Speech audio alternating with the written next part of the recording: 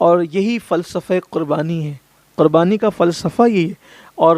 بزرگوں نے فرمایا کہ جب اللہ کسی بندے کو پسند کرتا ہے تو اس کو آزمائش اور مصیبت میں گرفتار کرتا ہے، اس کا امتحان لیتا ہے۔ جب وہ امتحان میں کامیاب ہو جاتا ہے تو پھر اللہ تعالیٰ اس کو اپنا بندہ خاص بنا لیتا ہے۔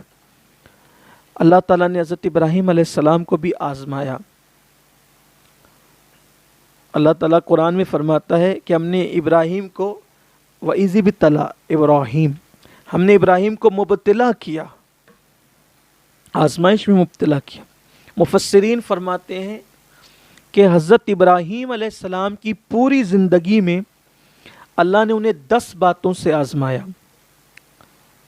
اللہ نے حضرت ابراہیم علیہ السلام کو 10 باتوں سے آزمایا۔ اب وہ 10 باتیں کون کون سی ہے، اس میں مفسرین کا بہت اختلاف ہے اور مختلف اقوال ہیں، اور مختصر سی اس محفل میں شاید ہم اس کا احاطہ نہیں کر سکتے، لیکن جو آزمائش ہوئی ہے اس میں سے ایک آزمائش تو یہ کہ ولادت آپ کی غار میں ہوئی، گھر میں بھی ولادت نہیں ہوئی۔ ولادت کے وقت حالات اتنے خراب تھے بادشاہ کی طرف سے، نمرود کی طرف سے، کہ آپ کی والدہ اور والد جو حضرت آپ کی والدہ محترمہ اور آپ کے والد بزرگوار جو ہے وہ آپ کو کی ولادت کے وقت غار میں گئے،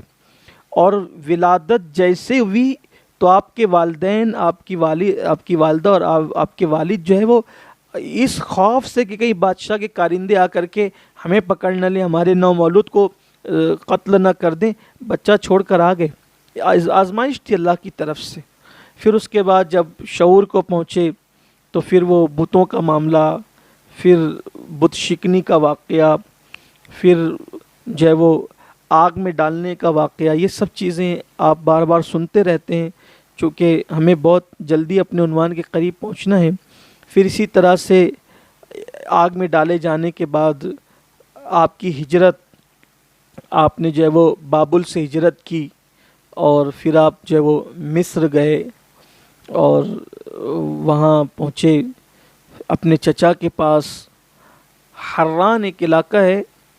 اور آپ کے جو چاچا تھے ان کا نام ہاران ہے، ہارانی سے منسوب یہ حران کہلاتا ہے۔ تو وہاں یہ آپ کے چچا کی بہت خوبصورت بیٹی تھی حضرت جو وہ ہاران کی، ان کا نام حضرت سارہ تھا رضی اللہ تعالیٰ عنہ۔ بلکہ عورتوں میں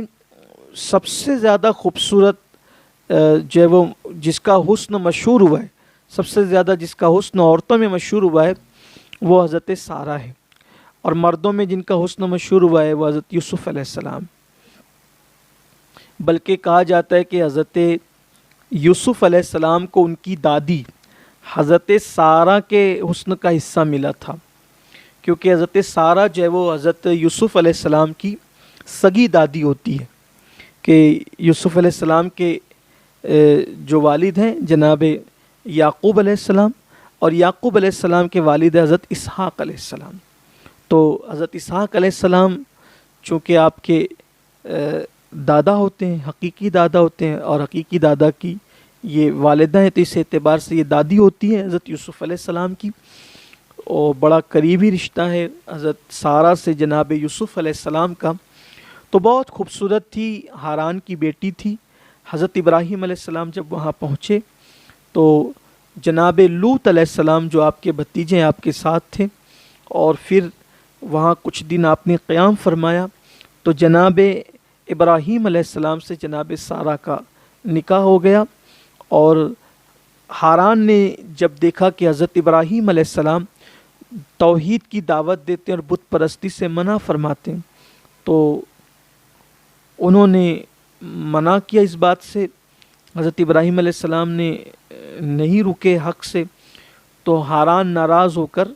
حضرت ابراہیم علیہ السلام کو، جناب لوط علیہ السلام کو اور جناب سارہ کو، ان تینوں کو آپ نے یعنی کہ ہاران نے جو اپنے گھر سے نکال دیا۔ حضرت سارہ کی وفا اور ان کی سچائی، صداقت، شوہر سے محبت اور اللہ تعالیٰ کی وحدانیت پر یقین کہ باپ کو چھوڑنے تیار ہو گئی، لیکن انہوں نے جب وہ اللہ کا اور اللہ کے رسول کا جو ہے وہ حقانیت کا راستہ نہیں چھوڑا۔ حضرت ابراہیم علیہ السلام نے جب جناب سارہ کی وفاداری، محبت، انسیت اور الفت دیکھی تو حضرت ابراہیم علیہ السلام نے حضرت سارہ سے ایک وعدہ کر لیا کہ تم میری فرما برداری کرنا اور میں تمہاری ہر بات مانوں گا، جب بھی تم کوئی بات کہو گی تو میں تمہاری بات نہیں کاٹوں گا اور تم میری بات نہیں کاٹو گی۔ یہ ایک معاہدہ تھا اللہ کے پیغمبر حضرت ابراہیم علیہ السلام کا، جو آپ نے اپنی بیوی جناب سیدہ سارہ رضی اللہ تعالیٰ عنہ سے کیا تھا۔ اب وہاں سے آپ حران سے نکل کر آپ فلسطین پہنچے، اور آپ کی یہ دوسری ہجرت تھی، بلکہ جب آپ فلسطین پر قدم رنجہ آپ نے فرمایا تو فلسطین کے لوگوں نے حضرت ابراہیم علیہ السلام کا بڑا پرتپاک استقبال کیا اور اپنی کھیتی باڑی حضرت ابراہیم علیہ السلام کو سپرد کر دی، ہدیتاً دے دیا، تحفتاً دے دیا، کہا کہ آپ یہاں رہے۔ اللہ تعالیٰ کو اہل فلسطین کی ادا اتنی پسند آئی کہ اللہ رب العزت نے ان کی کھیتی باڑی میں بہت برکت عطا کی، بے پناہ برکت اللہ تعالیٰ نے عطا فرمائی، اور وہاں پر حضرت ابراہیم علیہ السلام لوط علیہ السلام کو لے کر کھیتی باڑی کرنے لگے۔ چونکہ مختصر میں ہمیں بیان مکمل کرنا ہے اور یہ ذکر چونکہ بار بار آپ سنتے رہتے ہیں تو بہت مختصر کر کے اس کو ہمیں پائے تکمیل تک آج ہی پہنچانا ہے، کیونکہ پھر اگر آئندہ ہفتے میں وقت ملے گا انشاءاللہ تو ہم جو ہے وہ قربانی سے متعلق بھی کچھ باتیں آپ سے کرنی ہیں، اور آن لائن چونکہ پروگرام ہوتا ہے لوگ سامنے نہیں ہوتے ہیں تو جو ہے وہ پھر اختصار بھی ملحوظ رکھنا ہوتا ہے۔ تو حضرت ابراہیم علیہ السلام جب فلسطین جا رہے تھے، مصر سے جو ہے وہ یعنی حران سے نکل کر تو راستے میں مصر آتا تھا، بلکہ مورخین کا کہنا یہ ہے کہ یہ مصر کا ہی ایک علاقہ ہے۔ تو جب آپ جا رہے تھے تو جناب سارہ کو مصر کے بادشاہ نے جو ہے وہ قید کر لیا، معاذ اللہ۔ وہ عورتوں کا بڑا دلدالہ تھا، اور جب وہ حضرت سارہ رضی اللہ تعالی عنہا کو اس کے سپاہی لے گئے، اور جب بادشاہ نے انہیں جو ہے وہ قید کیا، اور قید کرنے کے بعد جب ان کی طرف دست درازی اور ان کے ساتھ بدنیتی کرنی چاہیے تو اس کے دونوں ہاتھوں کو اور اس کے وجود کو فالج ہو گیا اور اس کے ہاتھ کام نہیں کیے۔ پھر جناب سارہ نے دعا کی تو دعا کی برکت سے پھر اس کے ہاتھ ٹھیک ہو گئے۔ اسی طرح دوسری اور تیسری مرتبہ بھی ایسا ہی ہوا، اس کی بدنیتی بڑھی، اور جب وہ بدنیتی کرتا تب جو ہے وہ سزا پاتا۔ آخر کار اس نے کہا کہ آپ کوئی برگزیدہ بندی ہیں، اور جو واقعہ آپ کے ساتھ پیش آیا ہے بعین ہی ایسا ہی واقعہ ایک اور عورت ہے، اس کے ساتھ بھی ایسا ہی، کہ جب میں نے اس کی طرف جب بھی ہاتھ بڑھایا تو جیسا آپ کے ساتھ ہاتھ بڑھانے پر انجام ہوا ویسے اس کے ساتھ بھی، اس کا نام ہاجرہ ہے۔ اور پھر کہا کہ شاید وہ آپ کے قبیلے کی ہو، خاندان کی ہو، اس نے اپنے طور پہ کہا کہ میں وہ آپ کو سونپتا ہوں۔ تو جب حضرت سارہ لوٹی ہے حضرت ابراہیم علیہ السلام کی طرف تو یہ حضرت ہاجرہ کو لے کر لوٹی۔ اس طرح سے اب یہ 4 نفری قافلہ فلسطین پہنچا، اور جب فلسطین پہنچا تو آپ سن چکے کہ اہل فلسطین نے محبتیں دی، اللہ کے پیغمبر کا استقبال کیا، اپنی کھیتی باڑی حضرت ابراہیم علیہ السلام کو ہدیتاً دی۔ وہاں جب آپ کھیتی باڑی کرنے لگے اور خوشحالی آ گئی، اللہ نے بہت مال و دولت سے نواز دیا، تو جناب سارہ نے حضرت ابراہیم علیہ السلام سے عرض کیا کہ ہمارے پاس یہ خاتون ہاجرہ ہیں، بڑی حسین ہے، خوبصورت ہیں، اور چونکہ اب ہماری عمر جو ہے کافی بڑھ رہی ہے اور ابھی تک ہمارے گھر میں کوئی اولاد نہیں ہے، اگر آپ ہاجرہ سے نکاح کر لیں تو ہو سکتا ہے اللہ اس سے اولاد عطا فرما دے۔ تو حضرت ابراہیم علیہ السلام نے حضرت سارہ رضی اللہ تعالیٰ عنہ کی استدعا پر، گزارش پر حضرت ہاجرہ سے نکاح فرمایا، اور جب حضرت ہاجرہ سے نکاح فرمایا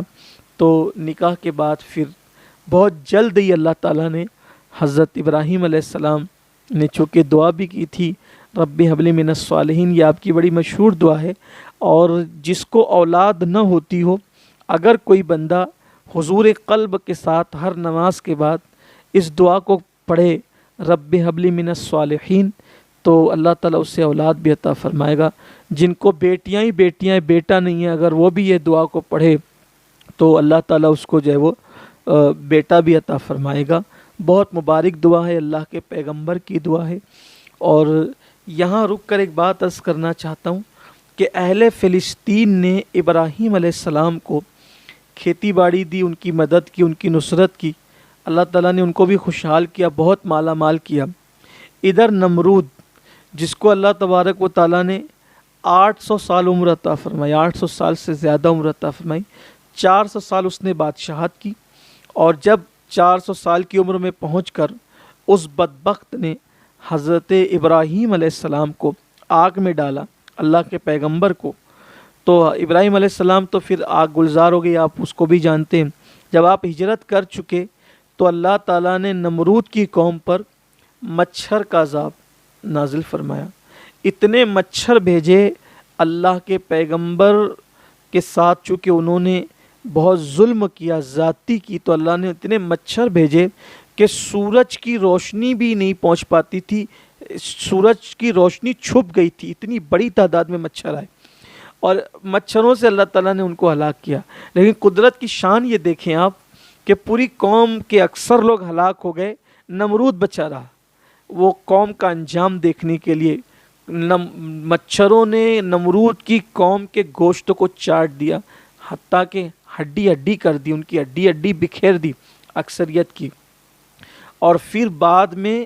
نمرود پر اللہ تعالیٰ نے ایک لنگڑا مچھر مسلط کیا، اور وہ لنگڑا مچھر اس کی ناک کے ذریعے سے دماغ میں گھسا، اور وہ جو اس کا دماغ چاٹتا، اور پھر وہ مچھر گھسا کر قدرت نے پھر نمرود کو مزید 400 سال کی زندگی عطا کی. یعنی 400 سال اس نے حکومت کی،